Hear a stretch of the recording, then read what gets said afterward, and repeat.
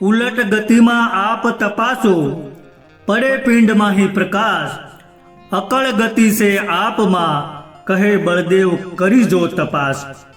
सर्वे ज्ञानी हंसो और जिज्ञासु आत्माओं ने जय गुरुदेव साथे वंदन। मित्रों, आपणे कायम एवं कहीए छीए के पिंडे सो ब्रह्मांडे ने ब्रह्मांडे सो पिंडे। पिंड एटले आपणुं आ 5 तत्वों शरीर अने ब्रह्मांड एटले समग्र सृष्टि। तो जे आ समग्र सृष्टि में छे ए बधुं ज आपणा शरीर में छे अने शरीर में छे ए बधुं ब्रह्मांड में छे। अने बधी वस्तुओने जाणवी होय तो जाणी शकाय छे, पण एना माटे सद्गुरुना चरण में रहीने अभ्यास द्वारा जाणवुं जोईए। जो आ तमे जाणो तो पछी संतोनी भजन वाणीना तत्वार्थने जल्दी समझी शको।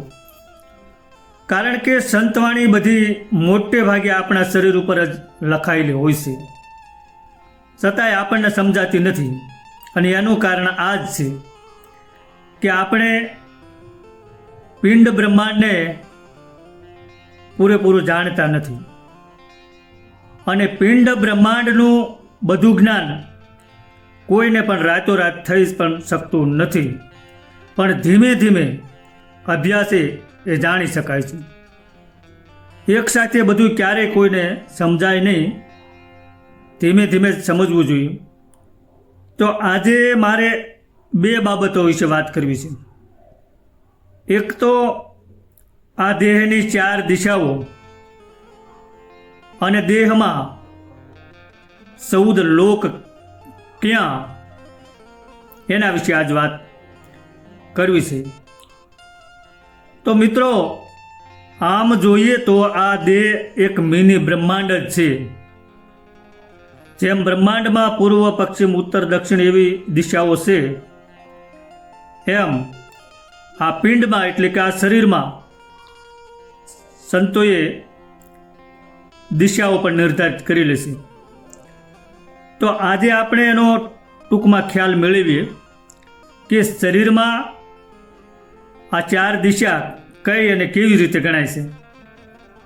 शरीर में अग्रभाग कोने कहे छे अने मध्यमा कोने कहे छे ए प्रथम जाणीए, पछी 4 दिशा जाणीए अने पछी 14 लोकनी आपणे वात करीए। तो नंबर 1, देहनो अग्रभाग। अग्रभाग कोने गणवो? तो बने अणी अग्रस्थाने एटले के नैणना वच्चेनो कपाळनो भाग जे छे, ज्यां आपणे सांडलो करीए छीए, एने अग्रभाग कहे छे। नंबर 2, मध्यमा। तो मध्यमा एटले नाभि कमळमां, ए मध्यमा गणाय छे। नंबर 3, पूर्व दिशा। पूर्व दिशा कोने गणवी? तो शरीरना आगळना भागने पूर्व दिशा गणवामां आवे छे। नंबर 4, पश्चिम दिशा। तो शरीरना पाछळना भागने एटले के मेरुदंडना भागने पश्चिम दिशा गणवामां आवे छे। नंबर 5, उत्तर दिशा अथवा तो आकाश। उत्तर दिशा ने आकाश पण कहे छे। तो मानव शरीर में माथाना भागने उत्तर दिशा, अगर तो आकाश गणवामां आवे छे। अने नंबर 6, दक्षिण दिशा। तो शरीर में जांघ थी नीचेना पगना भागने दक्षिण दिशा गणवामां आवे छे। आवी रीते शरीर में संतोए दिशा बतावी छे। मित्रों, हवे जोईए 14 लोक शरीर में क्या। तो मित्रों, आपणे एक साखी कायम सांभळीए छीए के गुरुपद पंकज पूजता 14 लोक पूजाय। शिव विरंची शारदा गुरु तना जस गाय। जो कि आमा गुरुना ગુણ ગાવાની વાત છે, ગુરુનું મહત્ત્વ બતાવ્યું છે, પણ 14 લોક એ શબ્દ આપણે મહત્ત્વનો છે. તો આપણે આ 14 લોક વિશે ઘણા સંતોના મુખેથી અગર તો ભજનની વાણીમાં અને આવી સાખીઓમાં આ 14 લોક શબ્દ અવારનવાર સાંભળીએ છીએ, પણ આપણને ખબર નથી કે કયા 14 લોક અને આ 14 લોક શરીરમાં ક્યાં આવ્યા છે. તો આ 14 લોકને આપણે ક્યાંય બહાર ગોતવા જવાની જરૂર નથી. આપણા દેહમાં પણ સંતોએ 14 લોક બતાવ્યા છે. તો આ 14 લોક કયા? તો આ 14 લોકમાં 7 લોક ઉપરના છે અને 7 લોક નીચેના છે. ઉપરના 14 લોકમાં 2 આંખ, 2 કાન, 2 નાક અને 1 મુખ, એમ કુલ 7.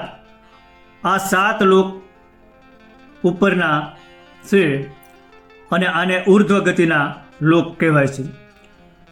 હવે નીચેના 14 લોકમાં નીચેના 7 લોકમાં 2 હાથ, 2 પગ, મળમૂત્ર ત્યાગ કરવાની 2 ઇન્દ્રિયો અને 1 નાભી, એમ કુલ 7. આ 7 નીચેના લોક ગણાય છે અને જેને અધર્વ ગતિના લોક કહેવાય છે. આમ બ્રહ્માંડના 14 લોક અને દિશાઓ આવી રીતે આપણા શરીરમાં સંતોએ બતાવી છે.